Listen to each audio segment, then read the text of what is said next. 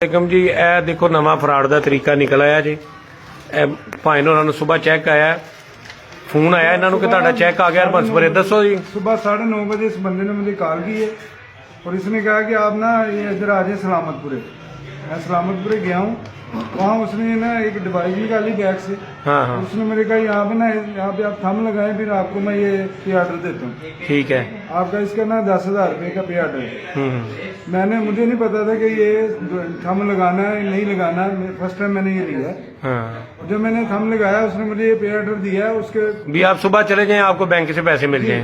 उसने कहा अभी को एक मैसेज आ जाएगा, वो मैसेज आपने जाके दिखाना है HBL बैंक में, 10 तारीख के बाद जाइएगा और तो जाके आप उसको दिखाएंगे तो आपको फौरन 10,000 रुपये दे देंगे। हाँ जी, ਤੁਹਾਡੇ ਨਾਲ ਵੀ ਇਹ ਹੈ ਭੱਟੀ ਸਾਹਿਬ। हाँ जी, मैनू बुलाया जी हरबंसपुरे बोलते उन्होंने कहा जी तुम आओ भट्टी साहब, मैनू नंबर 10 नोट का मैं कल की जाके एडवांस मंगा के मैनू कहा तुम कितने, मैं कहा यार मैं उत्थे खड़ा, कहना नहीं तुम अंदर गली च आए, बैठ गए नहीं गली च मस्जिद को आ जाओ। मैं उत्थे गया, मैनू उन्होंने बताया, उन्होंने कहा जी ऐसे काम लाओ।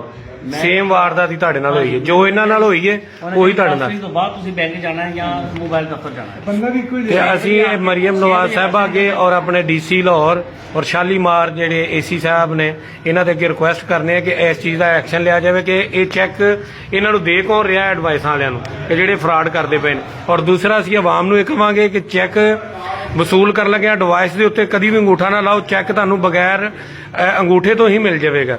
ਠੀਕ ਹੈ, ਅੰਗੂਠਾ ਉੱਥੇ ਜਾ ਕੇ ਲਵਾਉਣਾ ਹੈ ਜਦੋਂ ਤੁਸੀਂ ਬੈਂਕ ਆਫ ਪੰਜਾਬ ਜਾਂਦੇ ਹੋ ਜਾਂ HBL ਕੋਲ ਜਾਂਦੇ ਹੋ। ਉਹ ਤੁਹਾਨੂੰ 10,000 ਰੁਪਇਆ ਮੌਕੇ ਤੇ ਦੇਣਗੇ, ਨਾ ਕਿ ਤੁਹਾਨੂੰ ਕਹਿਣਗੇ ਕਿ ਬੈਂਕ 'ਚ ਜਾਓ।